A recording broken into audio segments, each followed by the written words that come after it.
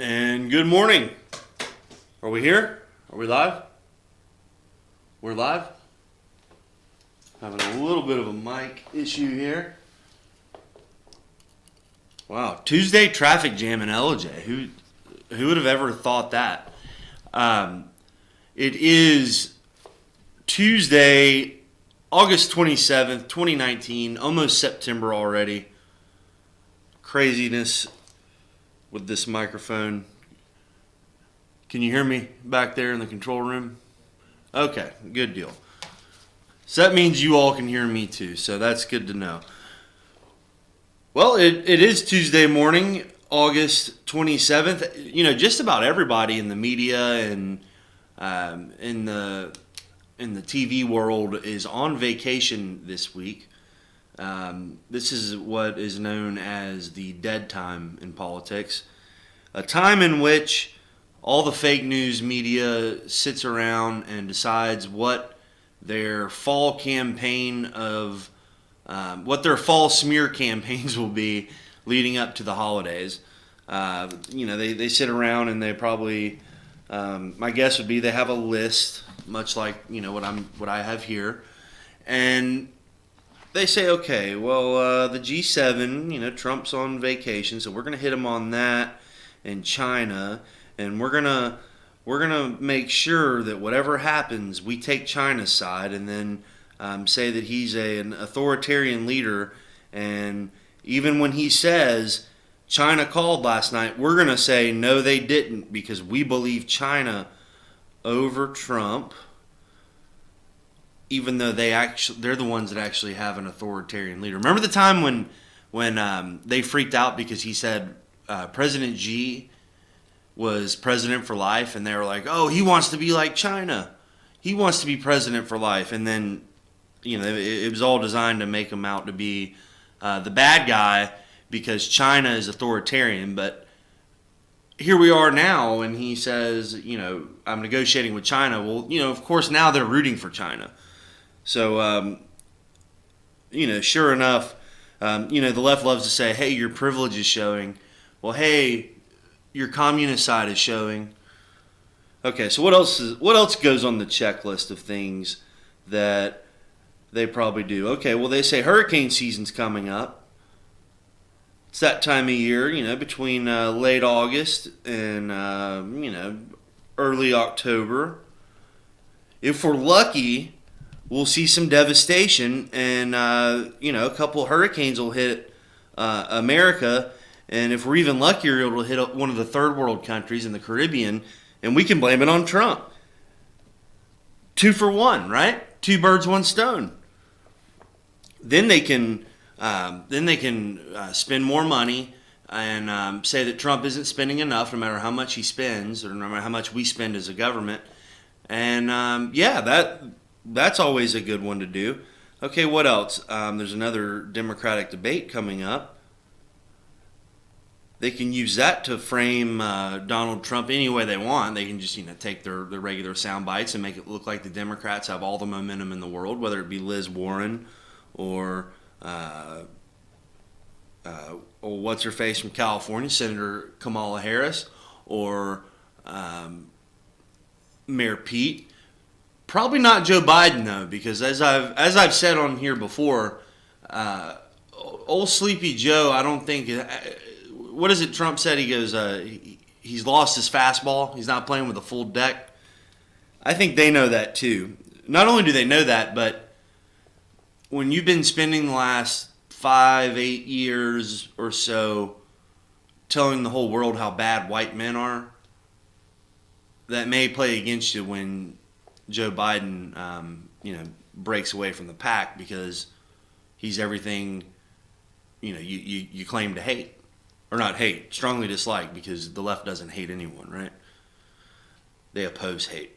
And who else am I forgetting? Bernie Sanders, that's right. Old Bernie, crazy Bernie as Trump calls him, he's the guy who still has his base, still has enthusiasm, although Elizabeth Warren is getting a lot of people to come out to her campaign stops. But I think old crazy Bernie may not be showing up well in the polls right now, but I think we may be surprised when it comes primary time. So they'll have that to deal with. What else is going on their checklist right now? Well, I'm sure they're digging through every single, Republican in Congress and in the Senate who has an election coming up next year, and they're getting ready to gear up to start smear campaigns against them. And then, of course, our old friend Stacey Abrams is out there telling everyone that voter fraud still exists. She'll get plenty of headlines as she is taking her Fair Fight Georgia to the national stage, even though she actually got more votes than Hillary Clinton, and she got more votes than any Democrat candidate in the state of Georgia in history, and she was the beneficiary of the highest African American turnout in Georgia history. So as far as all that voter suppression goes, I'm not real sure what that's all about, but that's something we can get into later. But to come full circle here, it is the dead time. It's the time in which you see these backbenchers on TV. You see people like Kilmeade hosting for Tucker. You got Mark Stein filling in for Rush Limbaugh. The only people that are really working this week, I guess Morning Joe's in town because they figure that maybe that's the only time people will watch them. They were having a good time today, trying to spin their way in circles around, trying to say whatever Trump did was bad. And, I wish I had more time to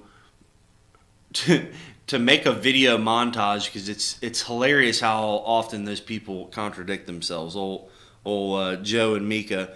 Live from their studio in Florida because they don't want to pay New York taxes. But anyway, aside from all that, here in LJ, it is a brisk 69 degrees. It's a humid 69 degrees. I love touching this desk right here. It's like that sticky late summer false fall, as I like to call it. I think I saw a meme earlier where it said like Georgia's 20 seasons, and it had like full spring, second winter, fake spring, third winter, summer, hell's front porch, and we're at a stage right now where it's like false fall, where you think about wearing jeans and you think about wearing your hoodies, and it turns out that no, it's actually going to be 95 again by the end of the week.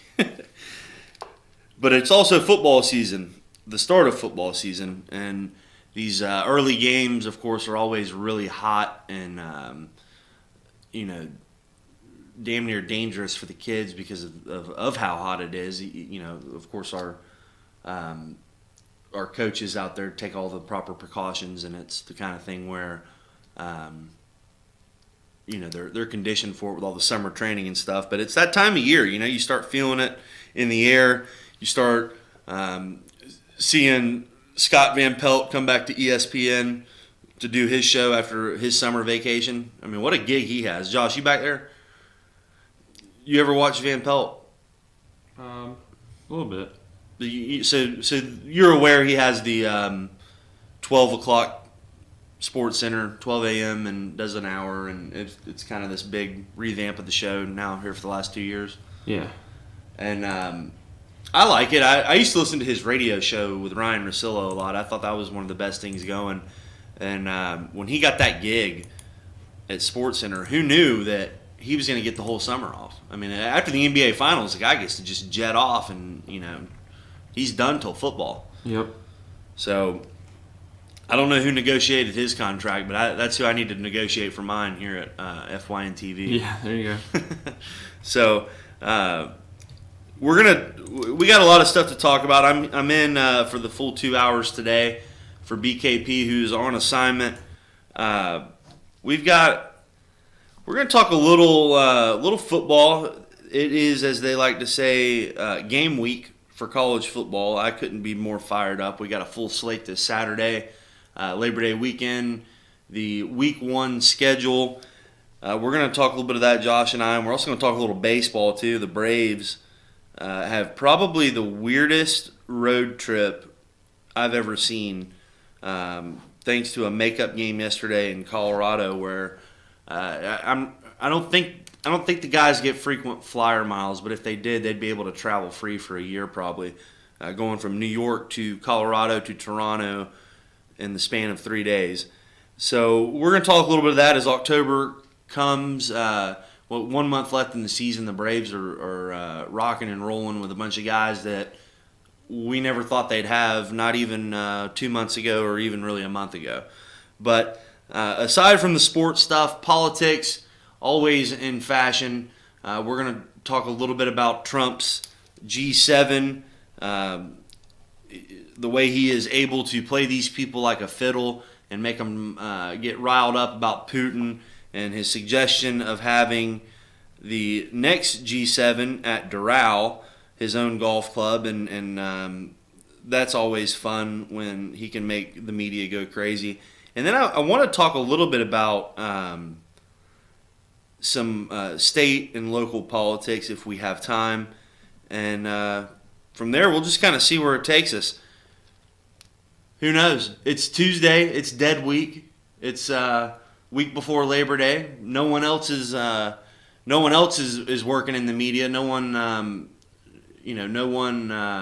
of the big names. So just like the national media here at FYNTV, I'm in today, and who knows where it could go.